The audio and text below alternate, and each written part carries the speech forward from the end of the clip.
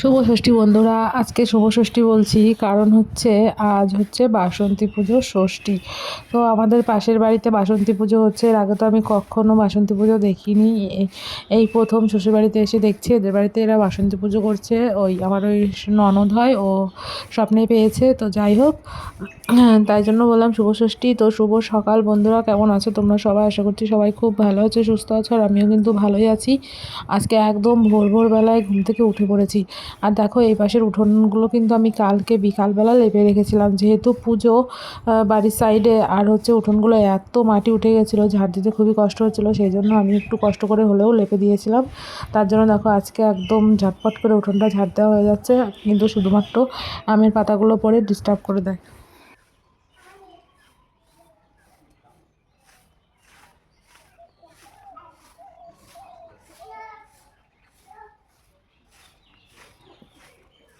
আজকে ঘুম থেকে উঠেছি কিন্তু আমি অনেক সকালে। প্রথমে ঘুম থেকে উঠে বিছানা বাড়ি সব তুলে ঘর ঝাড় দিয়ে তারপরে বাইরে এসেছি।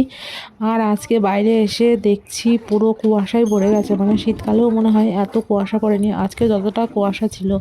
তো কুয়াশার মধ্যে আর কুয়াশাগুলো এত উঠছিল, নাক মুখ পুরো জ্বলে যাচ্ছিলো। তারপরে আমি ভাবলাম একটুখানি ভিডিও করে নিই, তো তারপরে ওই দিককার একটুখানি ভিডিওটা করলাম।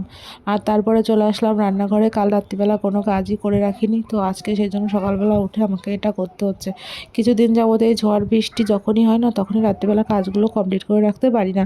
তো সকালবেলা উঠে সেগুলো করতে হয়। আর উনুনটা তো রোজ রান্না হয়, বড় হাঁড়িতে গরুর খাবার রান্না হয়, সেই জন্য না রোজই কিছু না কিছু ভাঙতেই থাকে। তো সেই জন্য ওগুলোকে প্রথমে গোবর মাটি নিয়ে এসে লেপে দিলাম, মানে ভালো করে আগে গুছিয়ে ভাঙা জায়গাগুলোতে আগে গোবর মাটি লাগিয়ে দিলাম, তারপরে হচ্ছে এখন সুন্দর করে লেপে নেব।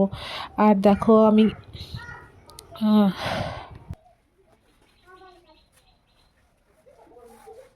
আর আজকে আমার একটু রান্নাবান্না তাড়াও আছে, তো সেই জন্য এই যে ঘরদোর একদম রান্নাঘরের কাজ টাজ কমপ্লিট করে হাঁড়ি টাড়ির নিচে মাটি লাগিয়ে নিয়ে আমি কিন্তু ঝটপট করে ব্রাশ করে নিয়েছি। আর তারপরে এসে দেখো আমি রান্নাবান্নার প্রস্তুতি শুরু করে দিয়েছি। তো আজকে আমাকে ভাতও রান্না করতে হবে, আর এইদিকে আমি আজকে বানাবো হচ্ছে একটুখানি পরোটা। তো সেই জন্য ময়দাটা আগে মাখিয়ে নিচ্ছি। তো ময়দা নিলাম, তার মধ্যে নুন, চিনি আর সাদা তেল দিয়ে ভালো করে ময়াম দিয়ে এখন দেখো ময়দাটাকে ভালো করে মাখবো আগে। মেখে এখন আমি ঢাকা চাপা দিয়ে রেখে দেবো।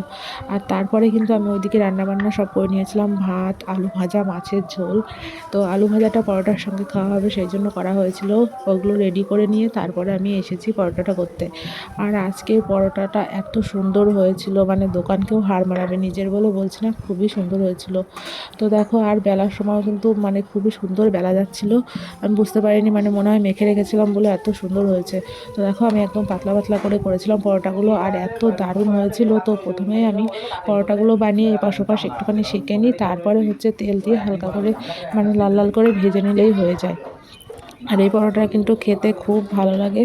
আমার কিন্তু যখনই মাঝে ইচ্ছা হয় আমি কিন্তু এরকম বানিয়ে খেয়ে নিই। লুচি পরোটা এগুলো কিন্তু আমি বেশ ভালোবাসি খেতে। তো দেখো তোমাদের সাথে কথা বলতে বলতে একটা পরোটা আমার বানানো হয়ে গেল, আর পরোটা ভালোই ফুলছিল, মাঝে আবার আটকে গেল। তো যাই হোক, পরোটা টরোটা বানিয়ে আমি চলে এসেছি ঘরে। এখন ঘরদোরগুলোকে আমি সুন্দর করে মুছে নেব। আর এর মাঝে কিন্তু অনেকটা সময় পেরিয়ে গেছে, আমার খাওয়া দাওয়া কমপ্লিট। আমি খেয়েছি, তারপর ছেলেকে খাইয়ে স্নান করিয়ে ও জামা কাপড় ধুয়ে তারপরে ওকে ঘুম পাড়িয়ে দিয়ে তারপরে আমি এসেছি ঘর মুছতে। তাহলে ভাবতে পারছো মাঝে আমার কতগুলো কাজ কমপ্লিট করা হয়ে গেছে। আর আজকে ভাবলাম যেহেতু ছেলে ঘুমিয়ে পড়েছে আমি একটু নিরিবিলিতে কাজগুলো করতে পারবো। আসলে ও জেগে থাকলে কোনো কাজ সুষ্ঠুভাবে আমি করতে পারি না। তো সেই জন্য দেখো একদম সিঁড়ি টিড়িগুলো দিয়ে আমি সুন্দর করে হাতে একদম শুকনো শুকনো করে মুছেছি, মানে আজকে ঘরটা একদম মনের মতো করে আমার মোছা হয়ে গেছে। তো তারপরে আবার একটুখানি শুয়েছিলাম, শুয়ে আবার বিকেলে অনেক কাজ বাজ থাকে বাড়িতে, সেগুলো তোমাদের সাথে শেয়ার করছি না।